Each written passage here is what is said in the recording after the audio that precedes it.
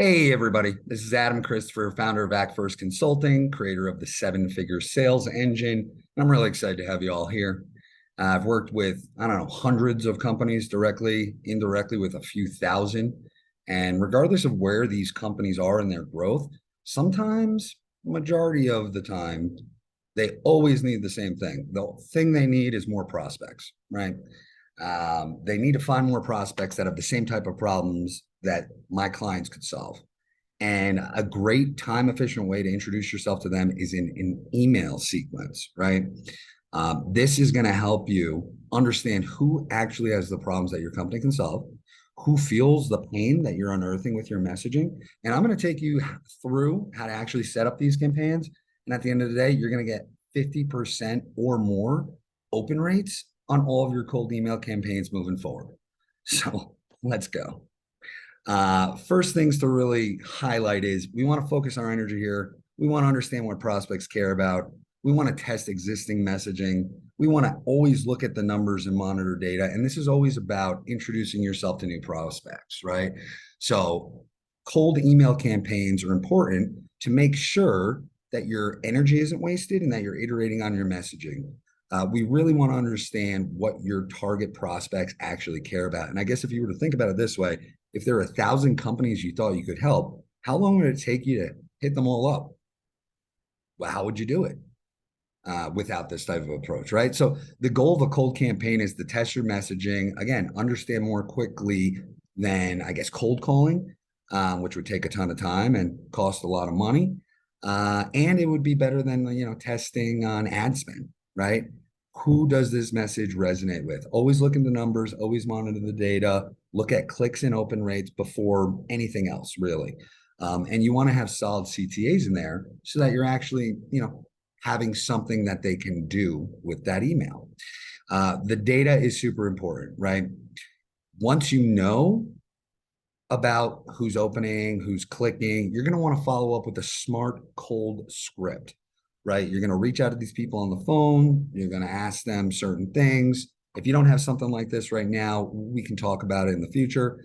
But I guess, again, the data is important. If you have low open rates, you want to play around with the subject lines. If you have low click rates, you need better content inside the body of the email and you need better call to actions. Those are those CTAs, the things that your prospects will actually click on inside of the body of the email. And if we just take a quick look over here, right? Just quick little Google search. If you want to look at this, a good open rate for an email marketing campaign, 17 to 30%. Okay. Is 30% good? Is 50% good? I guess just about anything over 17.9 is good, right? But if you can get 17.9, you're still missing out on something like 32% of the individuals that you're emailing who are not actually looking at your messaging. Let's also look at industry specific data based on constant contact, right? And I'll actually show you a campaign that we rebuilt. I'll show you a before and an after. And that company, let's see, they were in the dining and food services space. Okay. So 38%, pretty friggin' solid. 0.75 on the click rates, based on what they're talking about here, pretty solid as well, right? But if you could get, I don't know, double this and more than 10 times this, you're obviously going to be in front of more people who understand the value that you have and how you can actually help out, right? So let's go. Let's actually talk about the important parts of a cold email campaign. And the most important are the subject lines, right? Even if you have an awesome body of the email, right, with a lot of great stuff in there that people can interact with, if they don't open the email, they'll never get to it. So it really, really doesn't matter, right? So we got to catch the attention of the prospect. It should be about things that they want, problems they have, what they've done in the past, things keeping them up at night, other things they've done that were similar, right? But you always want to put this in like a form of a question. You never really want to go ahead and make statements. You don't want to make claims about your company. It's not about you, right? They don't care about you. They care about them. So let me show you some examples of bad email campaign subject lines and then some better ones. And then we'll look at the actual data, right? So here was an old client and their original email campaign started as such, right? This was the email subject. Get a photo booth for the station. Again, if it's a cold email, I don't even know what the heck they're talking about, right? So I don't know if I would open that. The next one, did you get my message yesterday? And again, even if the stuff in the body of these emails are really awesome, if you've done really amazing stuff, if they don't open your email, it does not matter. Send text blast with company. Um, again, not really empowering, not really interesting, not really motivating me to open that email. Here was one good one, actually, right? We want to ask a question, and the question about something we believe they would want, right? Do you want more positive Yelp reviews? If that was something I actually wanted and I got that email, then I'd probably open it and I'd read a little bit more, right? That one's kind of solid.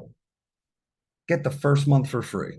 Again, by the time I got here, and even actually on this fourth email, right? The first three emails were so bad, I'm on, automatic, let me just delete this message when another email comes by, even if it is something I like, because the first three really threw me off. Didn't really, make me feel like this company would provide any value to me or that like it was something I even cared about.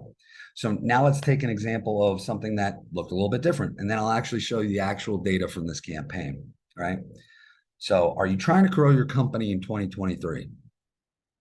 Yeah, I am. Okay. Do you want 50 free in-store prospects? That would be awesome. Do you understand how to do online marketing? Actually, not exactly. Well, do you want more positive online reviews? Which is tied to the previous question. Yeah, I do. And then lastly, somewhat of a challenge question, right? Why haven't you actually investigated ways to start growing your business? We haven't spoke yet. So with these types of questions, you're going to be able to get awesome open rates, which means people are going to start recognizing your company, your brand, and kind of what you do. And that'll make it easier when you actually follow up with a cold call to that prospect who's been getting your emails. So now let's actually dive into that campaign, the one I just showed you. Okay, this came right out of the CRM. I just took a cold call, or a screenshot, right? But as you can see, it looks like if you add all these up, something like 1515 is the total number. Out of the 1515, you can see anything that's in open and to the right actually opened. So we're talking more than 1,000 of these prospects actually opened this, and they had never opened an email from our company before. All right. Then if we looked at clicked over, these are all the people that have actually engaged with content inside the body of the email, right? We're looking at something like 150. And in this specific campaign, 4 people out of the 1515 actually went ahead and clicked on a CTA and booked a call. 1 closed, and 3 are in the pipeline, right? So if we look at the data, that was 1,515 emails that sent out. 1,076 were opened, 150 clicked, 4 meetings booked, and 1 deal closed. That's a 71% open rate. And if you remember what we were talking about on industry averages, 38% is good in this industry, right? We got a 71% with those email open, with those subject lines, right? 10% clicked, 150 out of the 1515. Basically, 10% of these people engaged with content that you had put in the email, in this email campaign, right? That's friggin' awesome. Those are the people we want to start with after we're already going ahead with the individuals that book. And if we had 4 meetings booked, that's something like, 0.25% out of the total email campaign that was booked actually happened. But again, if you were to do 10 times this amount of emails, right, you would have got 40 booked meetings.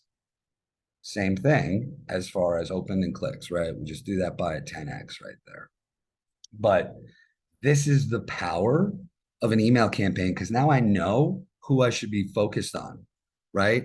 Now I know where I want to go. And when we think about how we actually want to build this out, I'm going to show you some of the things I use. It's all about ideation, and you start building out, right? So just play with it, right? Have people review it, have employees take a look. If they like it, start testing, right? Monitor the data. I'll show you these documents that I use, If you'd like them, send me a message and I'd be happy to share them with you. They're pretty simple to build, to be honest with you. So you're probably a smart person. You can figure it out. But there's two main ones that I actually use, right? So the first thing I'll use is just something as simple as this, right? What are my subjects? What's going in the body? I just want to start building this stuff out. And this I actually do after I play around with a workbook like this, right? So I think about, what is my claim? I think about, what type of proof can I provide? What problems do they have, right? What types of things would they want from me to prove that I can do what I claim I can do? And I can say, hey, click here, download this, give me your info, whatever, in order to get that thing. Explain how you do it, give some type of an offer, and let them know, like, what is the consequences of not taking an action, right? I then do the same thing for the remaining emails. And after I have a couple of ideas, I don't have to fill out all of this stuff. I start moving it over into here, right? So once you actually have this done, there are a few ways to start. So you can manually do this, which is the most cost-effective way. Very time consuming, but you can literally copy and paste each of these emails into your, your email technology, whatever you're using, and majority of them allow you to schedule them out. So you can literally copy, paste, send, copy, paste, schedule for the remaining 4. Right. You can also use a CRM to do this. It's a half step if you're not like paying for the full automation or mass email technology.